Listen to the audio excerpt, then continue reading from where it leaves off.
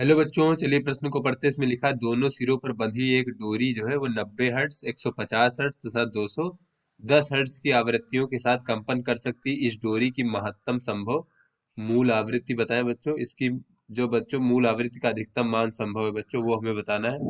तो चलिए बच्चों, इस प्रश्न की मूल अवधारणा को हम देख लेते हैं। तो बच्चों इसमें हम ये देख लेते हैं कि कोई भी बच्चों दोनों सिरों पर बंधी डोरी है वो कौन कौन सी आवृत्ति से कंपन कर सकती है बच्चों। तो दोनों सिरों पर बंधी एक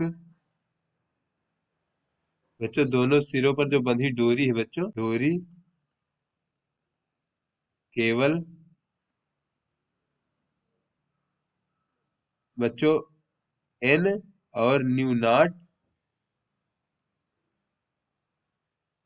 आवृत्तियों पर कंपन कर सकती है।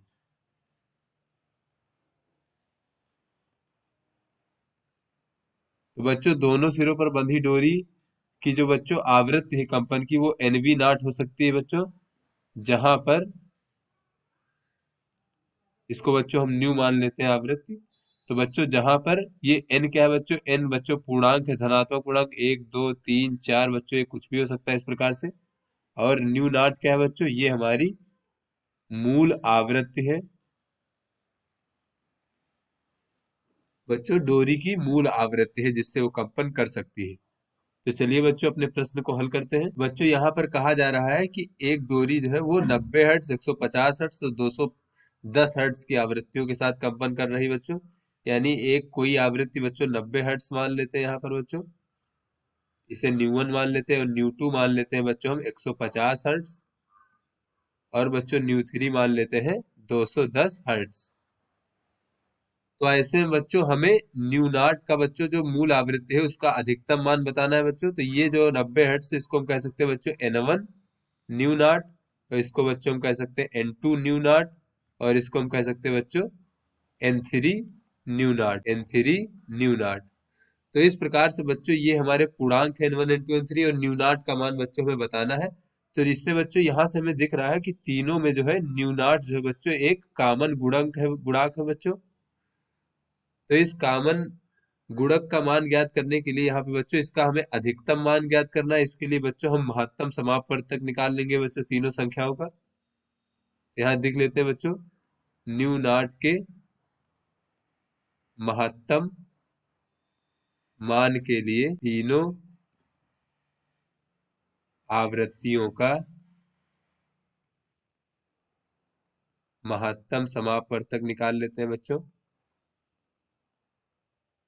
ज्ञात कर लेते हैं।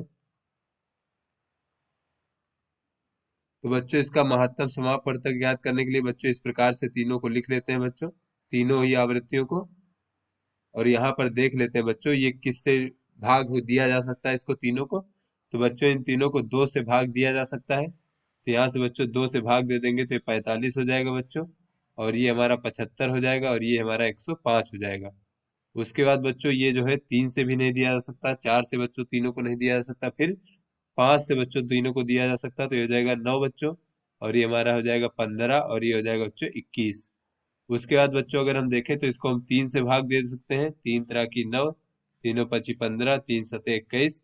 उसके बाद बच्चों इस 3 5 7 में से बच्चों कोई भी कॉमन गुणक नहीं है बच्चों, तो अब इसको आगे भाग नहीं दे सकते। तो अब बच्चों इसको इसका जो महत्तम समापवर्तक होगा बच्चों, वही जो है बच्चों न्यू नॉट का महत्तम मान होगा बच्चों। तो यहाँ पर देख लेते हैं, महत्तम मूल आवृत्ति बराबर बच्चों इसका महत्तम समापवर्तक, यानी 2 × 5 × 3।